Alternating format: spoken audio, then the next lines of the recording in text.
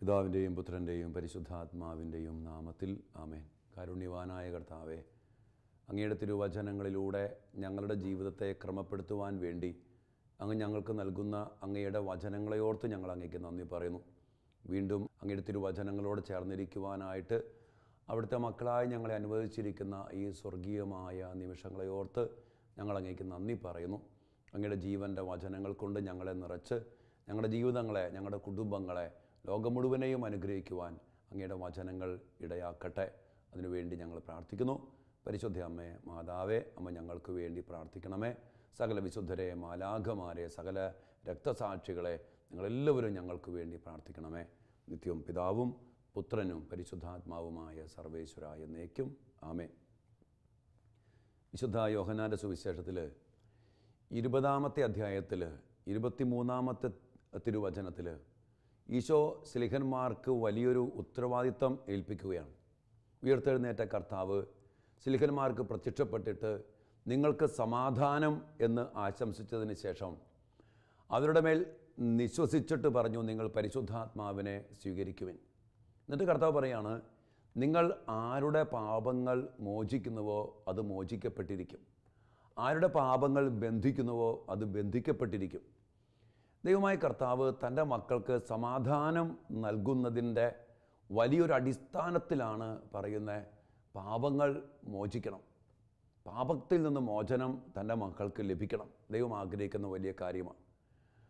ഈ തിരുവചന ഭാഗത്തിലൂടെ നമ്മൾ കടന്നു പോകുമ്പോൾ കുമ്പസാരവുമായിട്ട് ബന്ധപ്പെട്ട് കുറച്ച് കാര്യങ്ങൾ നമ്മൾ ഈ കാലഘട്ടത്തിൻ്റെ അഭിഷേകത്തിൽ മനസ്സിലാക്കണം.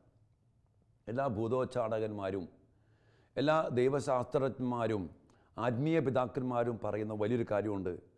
ആവർത്തിച്ചുള്ള അടുപ്പിച്ചടുപ്പിച്ചുള്ള കുമ്പസാരം വളരെയേറെ ആവശ്യമാണ്, അത്യാവശ്യമാണ്. It is needed and necessary എന്നാണ് പറയുക. അത്യാവശ്യമാണ്. അത് ഭൂതോച്ചാടകന്മാരും ആത്മീയ പിതാക്കന്മാരും ആത്മീയമായ മേഖലയിൽ ആത്മാക്കളുടെ ലോകത്തിൽ ഒത്തിരി ശുശ്രൂഷ ചെയ്യുന്ന ആത്മീയ പിതാക്കന്മാരും ഭൂതോച്ചാടകന്മാരും ഉറപ്പിച്ചും തറപ്പിച്ചും പറയുന്ന കാര്യമാണ്.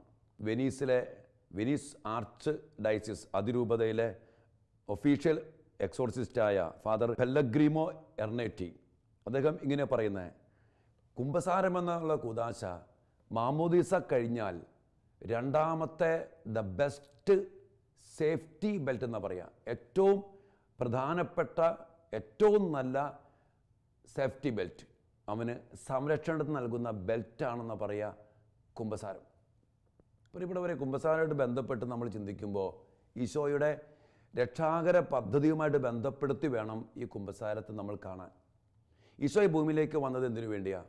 പാപം നീക്കാൻ വേണ്ടിയാണ്. യോഹന്നാൻ 1:29 ഈശോ പറയാണ്, ഈശോയെക്കുറിച്ച് പറയാണ്, ഇതാ ലോകത്തിൻ്റെ പാപങ്ങൾ നീക്കുന്ന ദൈവത്തിൻ്റെ കുഞ്ഞാട്. ഈശോ വന്നത് ലോകത്തിൻ്റെ പാപം നീക്കാനാണ്. പാപം നീക്കേണ്ടതിൻ്റെ ആവശ്യകത എന്താണ്? പാപത്തിലൂടെ പിശാചിന് മാനവകുലത്തിൻ്റെ മേൽ വലിയ ഒരു അവകാശം കിട്ടുന്നുണ്ട്. കത്തോലിക്ക സഭയുടെ മതബോധന ഗ്രന്ഥം 407 ഇങ്ങനെ പഠിപ്പിക്കുന്ന, ആദ്യമാതാപിതാക്കളുടെ പാപത്തിലൂടെ പിശാചിന് മാനവകുലത്തിൻ്റെ മേൽ ഒരു തരം ആധിപത്യം കിട്ടി. മരണസംസ്കാരത്തിൻ്റെ ഉടയവനാകുന്ന പിശാചിൻ്റെ പിടിയിൽ അമർന്നു പോയ ആധിപത്യം സാത്താന് കിട്ടി. അപ്പോൾ ഇങ്ങനെ പറയുന്ന ഒരു പാപം ചെയ്യുമ്പോൾ പാപത്തിലൂടെ സാത്താന് അവകാശം കിട്ടും. അതിനെക്കുറിച്ചൊരു വാക്ക് ഇങ്ങനെ പറയാറുണ്ട്, നിയമപരമായ അവകാശം, ലീഗൽ ക്ലെയിം ഓഫ് സൈറ്റൻ. ഒരു പാപം സാത്താന് നിയമപരമായ ഒരു അവകാശം കിട്ടുകയാണ്. അതാണ് പറയണേ, ഒരു തരം ആധിപത്യം കിട്ടി അവന് പാപത്തിലൂടെ. ഈ പാപത്തിലൂടെ അവകാശം കിട്ടിയ സാത്താൻ യോഹന്നാൻ 10:10 കൊല്ലാനും നശിപ്പിക്കാനും ഇല്ലാതാക്കാനും വേണ്ടി മാത്രം വരുന്ന സാത്താന് ഈ പാപത്തിലൂടെ മാനവകുലത്തിൻ്റെ മേൽ അവകാശം കിട്ടിയപ്പോൾ അവൻ്റെ പ്രവൃത്തികൾ അവന് പ്രവർത്തിക്കാൻ തുടങ്ങി. അവൻ അവകാശം കിട്ടിയപ്പോൾ ഒരു കാര്യം ഓർത്തോ, സാത്താന് ഏതെങ്കിലും മേഖലകളിലൂടെ നമ്മുടെ മേലോ നമ്മുടെ കുടുംബത്തിൻ്റെ മേലോ അവകാശം കിട്ടിയാൽ അവൻ പിന്നെ നശിപ്പിച്ചു കളയും, ഉറപ്പാണ്. അച്ഛനെ ധ്യാന ശുശ്രൂഷയിൽ അനേകം കുടുംബങ്ങൾ ആഭിചാര്യത്തിൻ്റെ, മന്ത്രവാദത്തിൻ്റെ, അവിഹിത ബന്ധത്തിൻ്റെ, വ്യഭിചാരത്തിൻ്റെ, മദ്യപാനത്തിൻ്റെ, അങ്ങനെ സാത്താനെ വിളിച്ച് ഇടപെടുത്തി അവന് അവകാശം കൊടുക്കുന്ന വെറുപ്പിൻ്റെ, വിദ്വേഷത്തിൻ്റെ, വൈരാഗ്യത്തിൻ്റെ, അസൂയയുടെ, അഹങ്കാരത്തിൻ്റെ, തന്നിട്ട സ്വഭാവത്തിൻ്റെ, ഇങ്ങനെയുള്ള പല മേഖലകളിലും അനേകം മക്കൾ കടന്നുപോയപ്പോൾ സാത്താൻ്റെ വലിയ അവകാശം കുടുംബത്തിൻ്റെ മേൽ, പാരമ്പര്യത്തിൻ്റെ മേൽ, ജീവിതത്തിൻ്റെ മേൽ, ജോലിയുടെ മേൽ, ബിസിനസ്സിൻ്റെ മേൽ, പഠനത്തിൻ്റെ മേലൊക്കെ കടന്നു വന്ന് അതനുഭവിക്കുന്ന ഒത്തിരി മക്കളെ അച്ഛനറിയാം, ഒത്തിരി മക്കളെ. പ്രിയപ്പെട്ടവരെ, പാപത്തിൻ്റെ ശക്തി വളരെ വലുതാണ്. നമ്മൾ വിചാരിക്കണ പോലെ ഈ ലോകത്തിൻ്റെ കാഴ്ചപ്പാടിൽ വാചകമടിക്കുന്ന വർത്തമാനം പറയുന്ന ശക്തിയല്ല. അതാ പറഞ്ഞ ഭൂതോച്ചാടകന്മാരും ആത്മീയ ശുശ്രൂഷ ചെയ്യുന്ന ആത്മാക്കളുടെ മേഖലയിൽ ശുശ്രൂഷ ചെയ്യുന്ന മക്കൾ പറയും പാപം നീക്കപ്പെടണം. പാപത്തിൻ്റെ ശക്തി വളരെ വലുതാണ്. അതുകൊണ്ട് ഈശോയുടെ രക്ഷാകര പദ്ധതി പാപം ഏറ്റെടുക്കാനുള്ള രക്ഷാകര പദ്ധതിയാണ്. അതുകൊണ്ട് 1 പത്രോസ് 2:24 ഈശോയുടെ രക്ഷാകര പദ്ധതിയെക്കുറിച്ച് പറയുന്നുണ്ട്, അവൻ നമ്മുടെ പാപങ്ങൾ സ്വന്തം ശരീരത്തിൽ വഹിച്ചുകൊണ്ട് കുരിശിലേക്ക് കയറി. അത് നാം പാപത്തിന് മരിച്ച് നീതിക്കായി ജീവിക്കേണ്ടതിനത്രേ. നാം ജീവിക്കാൻ വേണ്ടി ജീവൻ നഷ്ടപ്പെട്ടത് എന്തുകൊണ്ടാണ്? റോമ 6:23 പാപത്തിൻ്റെ വേതനം മരണം. എന്താ മരണം? ജീവൻ നഷ്ടപ്പെട്ടു പോകല. അപ്പോൾ ഈ പാപത്തിൻ്റെ വേതനമാകുന്ന മരണത്തിൻ്റെ അവസ്ഥയിൽ നിന്ന് അവൻ മോചനം പ്രാപിക്കണം. അതിനെന്ത് വേണം? പാപം നീക്കപ്പെടണം. നിയമമുണ്ട്. എന്താണ് നിയമം? പാപം ഇല്ലാത്തവനെ പാപം ഏറ്റെടുക്കാൻ കഴിയൂ. എൻ്റെ പ്രിയപ്പെട്ട മക്കളെ, ഈശോയുടെ മനുഷ്യാവതാരത്തിൻ്റെ അടിസ്ഥാനവും യേശു ക്രിസ്തു ഏകരക്ഷകനാണെന്ന് പറയുന്നതിൻ്റെ സത്യമായ കാര്യവും ഒറ്റ കാര്യമുള്ളൂ, പാപം നീക്കുന്നവൻ ഒരുവൻ. പാപം ഇല്ലാത്തവനെ പാപം ഏറ്റെടുക്കാൻ പറ്റൂ. വീണ്ടും ഹെബ്രായർ 9:22 വചനം പറയുന്നുണ്ട്, രക്തം ചിന്താതെ പാപപരിഹാരമില്ല. രക്തം ചിന്താതെ പാപപരിഹാരമില്ല. അതുകൊണ്ട് ഈശോ നമ്മുടെ പാപങ്ങൾ പാപമില്ലാത്ത സ്വന്തം ശരീരത്തിൽ വഹിച്ചുകൊണ്ട് രക്തം ചിന്താതെ പാപപരിഹാരമില്ലെന്ന നിയമത്തിന് അധീനനായിട്ട് അവിടുന്ന് നമുക്ക് വേണ്ടി കുരിശിൽ മരിച്ചു, രക്തം ചിന്തി മരിച്ചു. ആ മരണമാണ് എൻ്റെ പ്രിയപ്പെട്ട മക്കളെ നമുക്ക് രക്ഷ നൽകുന്നത്. അതുകൊണ്ടാണ് കത്തോലിക്ക സഭയിൽ നമ്മൾ സീറോ മലബാർ ആരാധനാക്രമത്തിൽ കൂദാശ വചനങ്ങൾക്ക് തൊട്ടു മുമ്പ് ഇങ്ങനെ പറയുന്നുണ്ട്, നിയമത്തിന് അധീനരായവരെ ഉദ്ധരിക്കുവാൻ അവിടുന്ന് നിയമത്തിന് വിധേയനാവുകയും നമ്മുടെ രക്ഷയുടെ സ്മാരകം ഏർപ്പെടുത്തുകയും ചെയ്തു. രക്ഷാകരമായ ഈ രഹസ്യം തിരുസന്നിധിയിൽ ഞങ്ങൾ അർപ്പിക്കുന്നു. കുരിശുമരണം, കർത്താവിൻ്റെ രക്തം ചിന്തിയുള്ള അവിടുത്തെ ബലി. അതുകൊണ്ട് ഈ സത്യമായ ബലി നമ്മൾ സ്വന്തമാക്കിയെടുക്കണം. ഹെബ്രായർക്ക് എഴുതപ്പെട്ട ലേഖനം 2-ാം അധ്യായം 15-ാം വചനം അവിടെ പറയുന്നുണ്ട്, തൻ്റെ മരണത്താൽ മരണത്തിൻ്റെ മേൽ അധികാരമുള്ള പിശാചിനെ എന്നേക്കുമായി നശിപ്പിച്ചുകൊണ്ട് ജീവിതകാലം മുഴുവൻ മരണഭയത്തിൻ്റെ അടിമത്തത്തിൽ കഴിഞ്ഞിരുന്നവരെ അവൻ മോചിപ്പിച്ചു. ഇവിടെ കുമ്പസാരത്തിൻ്റെ എല്ലാ രഹസ്യങ്ങളും അതിൻ്റെ ആവശ്യകതയും അതിൻ്റെ വിടുതലിൻ്റെ അഭിഷേകവും ഇവിടെ പറയുന്നുണ്ട്. തൻ്റെ മരണത്താൽ മരണത്തിൻ്റെ മേൽ അധികാരമുള്ള പിശാചിനെ നശിപ്പിച്ചുകൊണ്ട് പാപത്തിലൂടെ വന്ന മരണത്തിലൂടെ സാത്താന് കിട്ടിയ അവകാശം, അതിന് പരിഹാരമായിട്ട് ഈശോ തൻ്റെ മരണത്തിലൂടെ അതെല്ലാം ഏറ്റെടുത്തു. പാപം ഏറ്റെടുത്തു, രക്തം ചിന്തി മരിച്ചു. പാപത്തിൻ്റെ വേദനമായ മരണത്തിന് വേണ്ടി അവിടുന്ന് തന്നെ മരിച്ചു. എന്നിട്ട് ആ മരണത്താൽ സാത്താനെ എന്നേക്കുമായിട്ട് നിത്യനരകത്തിലേക്ക് താഴ്ത്തിക്കൊണ്ട് ജീവിതകാലം മുഴുവൻ മരണഭയത്തിൻ്റെ അടിമത്വം, പാപത്തിൻ്റെ വേദനമായ മരണത്തിൻ്റെ ഉടയവനാകുന്ന സാത്താൻ്റെ അടിമത്വം പാപം ഇരിക്കുന്നിടത്തോളം കാലം മനുഷ്യനിലുണ്ട്, അവൻ്റെ കുടുംബത്തിലുണ്ട്, പാരമ്പര്യത്തിലുണ്ട്, തലമുറയിലുണ്ട്, വീട്ടിലുണ്ട്, മണ്ണിലുണ്ട്. ഇത് നീക്കപ്പെടണം.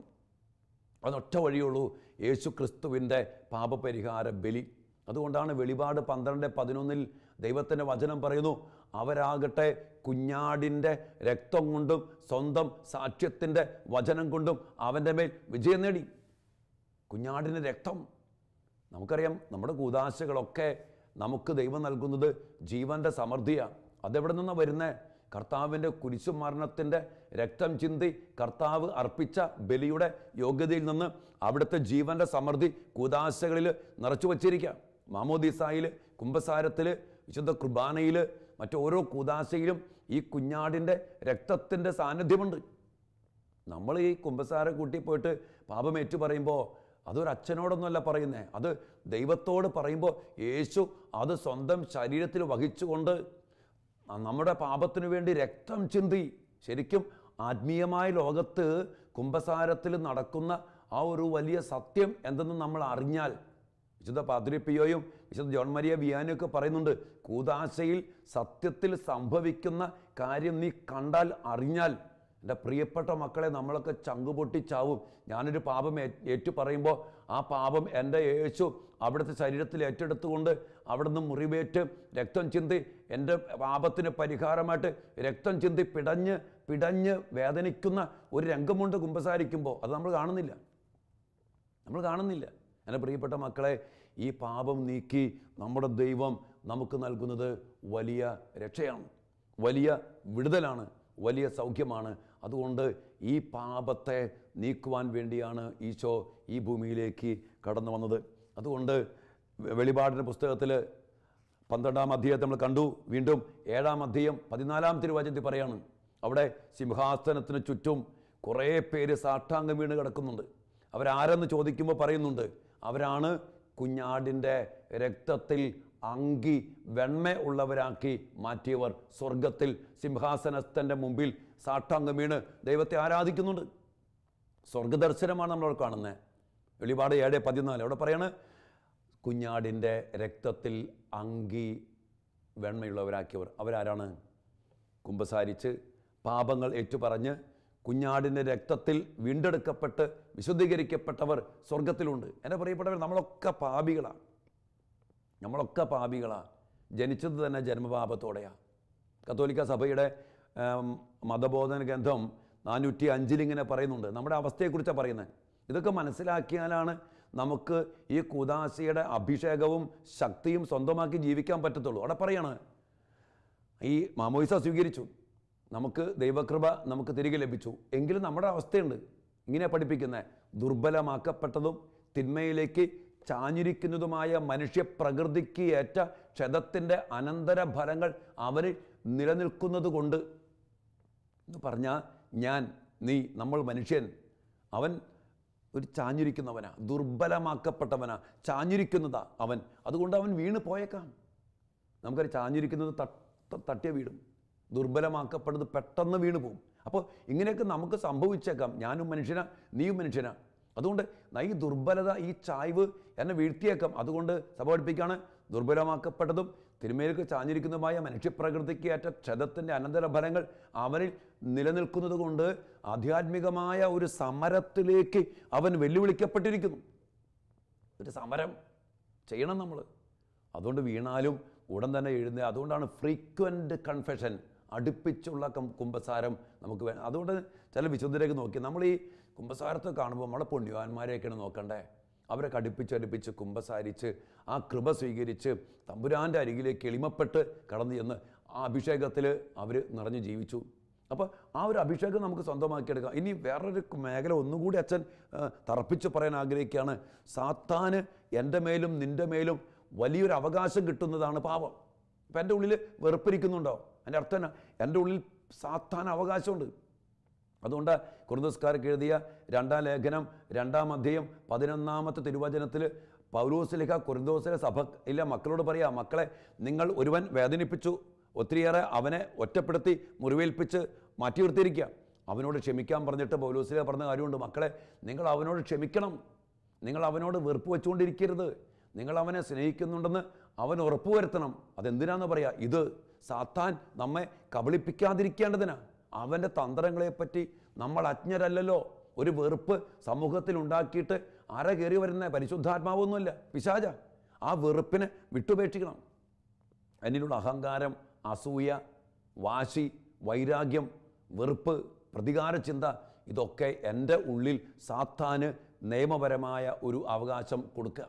പിന്നെ ആഭിചാര്യം, പ്രമാണ ലംഘനങ്ങൾ, ദൈവത്തെ മറന്നുള്ള ജീവിതം, മദ്യം, ഇതെല്ലാം അച്ഛൻ അതിലേക്ക് ഒത്തിരിയേറെ മേഖലകൾ. പ്രിയപ്പെട്ടവരെ, ഈ പാപങ്ങളൊക്കെ നമ്മുടെ ജീവിതത്തിൽ സാത്താന് വ്യക്തമായ ശക്തമായ നിയമപരമായ അവകാശം കൊടുക്കുക. അതുകൊണ്ട് പ്രസിദ്ധ റോമിൻ്റെ മരിച്ചുപോയ എക്സോർസിസ്റ്റായ ഗബ്രിയേൽ അമോർത്ത് അദ്ദേഹം പറയുന്ന 2 കാര്യങ്ങളുണ്ട്. അദ്ദേഹത്തിൻ്റെ an exorcist tells his stories എന്ന പുസ്തകമാണ്. അതിൽ ഇങ്ങനെ പറയാണ്, സാത്താന് കുമ്പസാരത്തോളം ദേഷ്യം പിടിപ്പിക്കുന്ന മറ്റൊന്നില്ല എന്ന് പറഞ്ഞാൽ റോമിൻ്റെ ഒഫീഷ്യൽ എക്സോർസിസ്റ്റായ 50,000-ലേറെ ഭൂതോച്ചാടനങ്ങൾ ചെയ്ത അറിയപ്പെടുന്ന ഒരു മനുഷ്യനായിരുന്നു ഈ ഗബ്രിയേൽ അമോർത്ത്.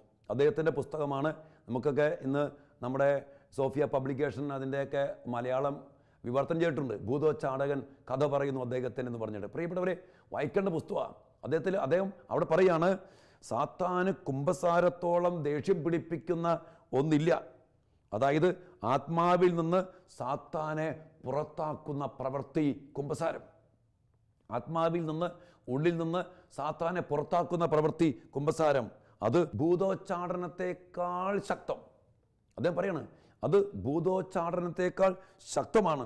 അതുതന്നെ അവനെ ശരീരത്തിൽ നിന്നും പുറത്താക്കും. ഇപ്പോൾ ഞാൻ ശരീരത്തിൽ ചെയ്തു പോയ ഒരു പാപം ഉണ്ടെങ്കിൽ ആ പാപത്തിലൂടെ എൻ്റെ ശരീരത്തിൽ സാത്താൻ അവകാശം കിട്ടും. അപ്പോൾ ഞാൻ ആ പാപം ഏറ്റു പറയുമ്പോൾ ആ എൻ്റെ ശരീരത്തിൽ നിന്ന് സാത്താൻ വിട്ടുപോകും. അതാണ് അദ്ദേഹം പറയുന്നത്. അതുതന്നെ അവനെ ശരീരത്തിൽ നിന്നും പുറത്താക്കും. എന്ത്? കുമ്പസാരം. അദ്ദേഹം തുടരുന്നു, 1000 ഭൂതോച്ചാടനത്തെക്കാൾ ശക്തമാണ് ഒരു നല്ല കുമ്പസാരം. 1000 ഭൂതോച്ചാടനത്തെക്കാൾ ശക്തമാണ് ഒരു നല്ല കുമ്പസാരം എന്ന്. എന്നെ പ്രിയപ്പെട്ടവരെ, നമ്മൾ കുമ്പസാരത്തിൻ്റെ അഭിഷേകം അനുഭവിച്ചറിയാം. ഞാനിതിന് വേറൊന്നും പറയാനില്ല. സങ്കീർത്തനം 34:5 പറഞ്ഞില്ലേ, കർത്താവ് എത്രയോ നല്ലവനാണെന്ന് നിങ്ങൾ രുചിച്ചറിയും. ഈ കുമ്പസാരം കൂദാശകളുമൊക്കെ രുചിച്ച് ആരൊക്കെ അറിഞ്ഞിട്ടുണ്ടോ അവന് എന്തൊക്കെ ഉണ്ടായാലും എന്തൊക്കെ സംഭവിച്ചാലും അവൻ അതിൽ നിന്ന് മാറില്ല. കാരണം ഹി ഹാസ് ടേസ്റ്റഡ് ഇറ്റ്. അവൻ രുചിച്ചറിഞ്ഞതാണ്. ഇപ്പം ഞാൻ പഞ്ചസാര രുചിച്ചറിഞ്ഞിട്ടുണ്ട്, മധുരമാണെന്ന് എനിക്കറിയാം. എന്നോട് ആരൊക്കെ പറഞ്ഞു ഇത് കയ്പാണ്, ചവർപ്പാണ് എന്ന് ആരൊക്കെ പറഞ്ഞാലും ഞാൻ ഒരിക്കലും സമ്മതിക്കില്ല. കാരണം ഞാൻ രുചിച്ചറിഞ്ഞതാ. ഇത് നമുക്ക് ഉണ്ടാകണം. എൻ്റെ പ്രിയപ്പെട്ടവരെ, എന്തുമാത്രം അനുഗ്രഹങ്ങളാണ് ദൈവമായ കർത്താവ് നമുക്ക് നൽകുന്നത്. വലിയൊരു വിടുതൽ. ഇന്ന് ഞാൻ പറഞ്ഞ സാത്താൻ ഈ മേഖലകളിലൊക്കെ കയറി അതിൽ നിന്നൊക്കെ നമ്മൾ അകറ്റുന്ന വലിയൊരു തന്ത്രം ഉണ്ട്. അവൻ്റെ തന്ത്രമുണ്ട്. അതുകൊണ്ട് അവന് അതാണ് അദ്ദേഹം പറഞ്ഞ ഒട്ടും ഇഷ്ടമല്ലാത്ത പ്രവൃത്തിയാണ് കുമ്പസാരം. അവൻ്റെ നിയമപരമ അവകാശം വിട്ടുപോവുക. അതുകൊണ്ട് എൻ്റെ പ്രിയപ്പെട്ടവരെ, കുമ്പസാരത്തിന് നമ്മൾ വലിയ പ്രാധാന്യം കൊടുക്കണം. അതിൻ്റെ ചൈതന്യം ഉൾക്കൊള്ളണം. അതിൻ്റെ ആത്മീയമായ വശം നമ്മൾ മനസ്സിലാക്കണം. അപ്പം നമ്മളൊക്കെ അടുപ്പിച്ചടുപ്പിച്ച് കുമ്പസാരി. ഞാനൊക്കെ ഓർക്കുന്നു 2 ആഴ്ച കൂടുമ്പോഴെങ്കിലും കുമ്പസാരിക്കണമെന്ന് നിർബന്ധം പിടിക്കുന്നവനാണ് ഞാൻ. വേറെ ഒന്നും കൊണ്ടല്ല, നമ്മളൊക്കെ ബലഹീനരാണ്. എന്തുമാത്രം അസൂയ, വെറുപ്പ്, വാശി, അഹങ്കാരം, ചില നോട്ടങ്ങൾ, ഇതൊക്കെ നമ്മുടെ ജീവിതത്തിൽ വരുന്നുണ്ട്. അതുകൊണ്ട് ഈ ചായ്വും ഈ ദുർബലതയും നമുക്കെല്ലാവർക്കും ഉള്ളതുകൊണ്ട് തന്നെ പ്രിയപ്പെട്ടവരെ, നമ്മുടെ ജീവിതം അതിൽ നിന്നൊക്കെ മോചനം പ്രാപിക്കണം. അതുകൊണ്ട് കുമ്പസാരത്തിൻ്റെ അഭിഷേക ശക്തി സ്വന്തമാക്കിയെടുത്ത് ജീവിക്കുവാനായിട്ട് നമുക്ക് സാധിക്കണം. ഇന്ന് പല കുടുംബങ്ങളിലേക്ക് ചെല്ലുമ്പോൾ ഒരു പ്രായോഗികമായ കാര്യം അച്ഛൻ പറയാം. ഒത്തിരി അനുഭവത്തിന് അച്ഛൻ പറയാം. പല കുടുംബങ്ങൾ തകർച്ചകൾ, ആത്മഹത്യാ പ്രവണത, ഡിപ്രഷൻ, അല്ലെങ്കിൽ മാറാ രോഗങ്ങൾ, അപകട മരണങ്ങൾ, അല്ലെങ്കിൽ മക്കൾ ഒത്തിരി കാര്യങ്ങൾ വഴിതെറ്റി പോകുന്ന അവസ്ഥകൾ. ഇതിൻ്റെയൊക്കെ പിന്നിലേക്ക് ചെന്നപ്പോൾ അച്ഛൻ കണ്ടിട്ടുണ്ട് ആ കുടുംബത്തിലുള്ള പാപത്തിൻ്റെ അല്ലെങ്കിൽ ദൈവപ്രമാണ ലംഘനത്തിൻ്റെ കൂദാശ ജീവിതമില്ലാത്തതിൻ്റെ അവസ്ഥയിൽ നിന്ന് ആ കുടുംബത്തിൽ, ആ പാരമ്പര്യത്തിൽ, ആ മക്കളിൽ കയറിപ്പറ്റി നിയമപരമായ അവകാശം സ്ഥാപിച്ചെടുത്ത സാത്താൻ ആ മേഖലയെ ദൈവവചനത്തിലൂടെ തിരിച്ചറിഞ്ഞ് ആ മക്കൾ കുമ്പസാരിച്ച് അത് വിട്ടുപേക്ഷിച്ച് പാപപരിഹാര ബലി, കുഞ്ഞാടിൻ്റെ രക്തം, സാക്ഷ്യത്തിൻ്റെ വചനം, ഇത് രണ്ടും കൂടി സ്വന്തമാക്കി കഴിഞ്ഞപ്പോൾ അതിൽ നിന്ന് മോചനം ലഭിച്ച് സൗഖ്യം പ്രാപിച്ച, രക്ഷ പ്രാപിച്ച, വിശുദ്ധി പ്രാപിച്ച, ദുശ്ശീലങ്ങൾ വിട്ടുപോയ ജീവിതം അനുഗ്രഹിക്കപ്പെട്ട 100 കണക്കിന് അനുഭവങ്ങൾ അച്ഛന് പറയാനുണ്ട്. അതുകൊണ്ടാണ് ഞാൻ പറഞ്ഞു വരിക, ഇത് അനുഭവിച്ചറിയണം. അതിൻ്റെ അഭിഷേകം, അതിൻ്റെ ശക്തി, അത് പറയുമ്പോൾ നമ്മൾ അതിലേക്ക് അടുക്കും. ഒരിക്കൽ ഈ ഗബ്രിയേൽ അമോർത്തിൻ്റെ പുസ്തകത്തിൽ തന്നെ പറയുന്നുണ്ട്, ഫാദർ കാൻഡിഡോ, അദ്ദേഹത്തിൻ്റെ ഗുരുവാണ് ഫാദർ കാൻഡിഡോ, ഒരു ഭൂതോച്ചാടകനാണ്. അദ്ദേഹം ഒരു യുവാവിൽ നിന്ന് ഒരു പിശാചിനെ പുറത്താക്കുക. ശക്തനായ പിശാചാണ്. ഇവനെ പുറത്താക്കാൻ വേണ്ടി ഈ ഫാദർ കാൻഡിഡോ ശുശ്രൂഷ ചെയ്യുന്ന സമയത്ത് ഈ പിശാച് അലറിക്കൊണ്ട് ഫാദർ കാൻഡിഡോട് ഇങ്ങനെ പറയണ്, നിങ്ങൾ വെറുതെ പണിതിട്ടൊന്നും കാര്യമില്ല, പ്രാർത്ഥിച്ചിട്ടും കാര്യമില്ല, ഞാൻ പുറത്ത് പോകണില്ല, ഞാൻ പോകില്ല. കാരണം ഇവൻ കുമ്പസാരിച്ചിട്ട് കുറേ നാളായി. ഇവൻ ഒത്തിരി മ്ലേച്ഛ പാപങ്ങൾ, അശുദ്ധ പാപങ്ങൾ അടിമപ്പെട്ട് വർഷങ്ങളുടെ കുമ്പസാരമില്ല. ഫാദർ കാൻഡിഡോട് സാത്താൻ പറയാം, പിശാച് സംസാരിക്കും ഈ ഭൂതോച്ചാരണ സമയത്തൊക്കെ. ആ മേഖലയിൽ നമുക്കറിയാം, ആ പുസ്തകം വായിച്ചാൽ അറിയാൻ പറ്റും. അപ്പോൾ ഇവിടെ വരെ അപ്പോൾ കുമ്പസാര നാളുകളെ അപ്പോൾ ഈ ഫാദർ കാൻഡിഡ് എന്ന് പറയുമോ അവനെ നിർബന്ധിച്ച്, അവനെ ഇങ്ങനെ വായിക്കുന്നത്, ഡ്രാഗിം ടു കൺഫെഷണൽ, വലിച്ചുകൊണ്ട് പോയെന്ന് പറയുക കുമ്പസാരക്കൂട്ടിലേക്ക്. അവനെ അത് കുമ്പസാരിക്കും, ഈ കുമ്പസാരിക്ക് നിർബന്ധിച്ച് അവനെ കൊണ്ടുപോയി ഈ അച്ഛൻ ഈ ഭൂതോച്ചാടനത്തിനിടയിൽ. കുമ്പസാരിക്കില്ല, ഞാൻ പറഞ്ഞു എനിക്ക് പ്രത്യേക പാപമൊന്നുമില്ല. ആ സമയത്ത് അച്ഛൻ അവനെ സഹായിക്കുക, ഇന്ന പാപങ്ങൾ ഇന്ന പ്രമാണങ്ങളൊക്കെ വെച്ചിട്ട് ചോദിച്ചു, ഓരോന്ന് ചോദിച്ച് അവനെക്കൊണ്ട് അവൻ്റെ പാപങ്ങൾ പറയാൻ ദൈവമായ കർത്താവ് അച്ഛനിലൂടെ അവനെ സഹായിച്ചു. ആ പാപങ്ങൾ ഏറ്റു പറഞ്ഞു കഴിഞ്ഞു. വീണ്ടും എക്സോർസിസം പ്രാർത്ഥിച്ചു. സാത്താൻ വിട്ടുപോയി. അവൻ പരിപൂർണമായ വിടുതൽ പ്രാപിച്ചു, സൗഖ്യം പ്രാപിച്ചു എന്ന് ആ പുസ്തകത്തിൽ വായിക്കുക. പ്രിയപ്പെട്ടവരെ, കുമ്പസാരിക്കാതെ നമ്മൾ ജീവിക്കുമ്പോൾ നമ്മൾ ഓർത്തോ, സാത്താൻ നമ്മുടെ മേൽ, നമ്മുടെ മക്കളുടെ മേൽ, കുടുംബത്തിൻ്റെ മേൽ അവകാശം സ്ഥാപിക്കും. അവൻ്റെ അവകാശം സ്ഥാപിക്കപ്പെട്ട് കഴിഞ്ഞാൽ കൊല്ലുക, നശിപ്പിക്കുക, ഇല്ലാതാക്കുക. അതുകൊണ്ട് ഈ കാലഘട്ടത്തിൽ കുമ്പസാരത്തിൽ നിന്ന് അകറ്റാൻ വേണ്ടി സാത്താൻ്റെ പ്രവർത്തികൾ ശക്തമായിരിക്കുമ്പോൾ, പല കാരണങ്ങൾ കൊണ്ടുവരുമ്പോൾ, പിന്നെ വേറൊരു കാര്യമുണ്ട്, നമ്മുടെ ഒരു കണ്ണുകൾക്കൊരു പ്രത്യേകത ഉണ്ട്. ഒരു മോശമായ രീതിയിൽ കാണുന്ന ഒരു കണ്ണ് നമുക്കുണ്ട്. അതിലേക്കൊന്നും പോകാതെ ഇതിൻ്റെ ചൈതന്യം ഉൾക്കൊണ്ടുകൊണ്ട്, കർത്താവിൻ്റെ രക്ഷാകരമായ പദ്ധതിയുടെ ചൈതന്യം ഉൾക്കൊണ്ടുകൊണ്ട്, അതിലൂടെ ദൈവം നൽകിയ അധികാരമാണ്, ഈശോ നിങ്ങൾക്ക് സമാധാനമെന്ന് പറഞ്ഞിട്ട് കൊടുത്ത അധികാരമാണ്. നിങ്ങൾ ആരുടെ പാപങ്ങൾ ക്ഷമിക്കുന്നുവോ മക്കളെ ഞാൻ നിങ്ങൾ അധികാരപ്പെടുത്തുകയാണ്, ക്ഷമിച്ചിരിക്കും. കർത്താവായ ദൈവം എന്നെ ഭരമേൽപ്പിച്ചിരിക്കുന്ന പൗരോഹിത്യ അധികാരത്തിൽ നിന്റെ പാപങ്ങൾ ക്ഷമിച്ചിരിക്കുന്നുവെന്ന് ഒരു അച്ഛൻ, ഒരു അഭിഷിക്ത എന്നോട് പറയുമ്പോൾ ശിരസ് നമിച്ച് അത് ഞാൻ സ്വീകരിക്കുമ്പോൾ എനിക്ക് ലഭിക്കുന്നത് കർത്താവ് അന്ന് നൽകിയ ആ അധികാരം സൈഹിക അധികാരത്തിലൂടെ എനിക്ക് ലഭിക്കുക. അത് അനുഭവിക്കുന്ന അവസ്ഥയുണ്ട്, അനുഭവിച്ചിട്ടാണ് പറയുന്നത്. പ്രിയപ്പെട്ടവരെ, ഇത് നമ്മൾ അനുഭവിച്ച് സ്വന്തമാക്കി ആ വിടുതൽ നേടിയെടുക്കുമ്പോൾ പല കെട്ടുകൾ, പല ബന്ധനങ്ങൾ, പല രോഗങ്ങൾ, പല അസ്വസ്ഥതകൾ, തകർച്ചകൾ, പ്രതിസന്ധികൾ, തടസ്സങ്ങൾ മാറിപ്പോയ 100,000 അനുഭവങ്ങൾ അനുഭവിച്ചറിഞ്ഞ ആ ഒരു അടിസ്ഥാനത്തിൽ നിന്നാണ് ഈ വചനം പറയുന്നത്. കർത്താവിൻ്റെ ശക്തി അനുഭവിച്ചറിയാൻ ഇത് നമുക്ക് ആവർത്തിച്ച് കൂടിയേ തീരൂ. ആത്മാവിൻ്റെ മേഖലയിൽ പരിശുദ്ധാത്മ ശക്തി നിറയാൻ, പൈശാചിക ശക്തികൾ വിട്ടുപോകാൻ, നമ്മൾ ദൈവത്തിൻ്റെ അഭിഷേകത്തിൽ കൃപയിൽ വളരാൻ കുമ്പസാരം നമുക്ക് കൂടിയേ തീരൂ. നമുക്കതിനുവേണ്ടി അഭിഷേകത്തിന് വേണ്ടി പ്രാർത്ഥിക്കാം. ഈ ഒരു തിരിച്ചറിവ് നമുക്ക് ലോകം മുഴുവനിലും ഇതുമായിട്ട് കൈകാര്യം ചെയ്ത എല്ലാവരിലും, അഭിഷിക്തരിലും സഭയിലും ഈ കുമ്പസാരത്തിൻ്റെ മഹനീയതയും ചൈതന്യവും ഉൾക്കൊണ്ടുകൊണ്ട് കുമ്പസാരമെന്ന കൂദാശ പരിക്രമം ചെയ്യാൻ സഭയ്ക്കും സഭാ തനയർക്കും ലോകം മുഴുവനും സാധിക്കട്ടെ എന്ന് പ്രാർത്ഥിക്കാം. ദൈവം നമ്മെ അതിനായിട്ട് അനുഗ്രഹിക്കട്ടെ. കർത്താവായ ദൈവമേ, അങ്ങയുടെ രക്ഷാകരമായ പദ്ധതി, പാപത്തെ നീക്കുന്ന രക്ഷാകര പദ്ധതിയാണല്ലോ.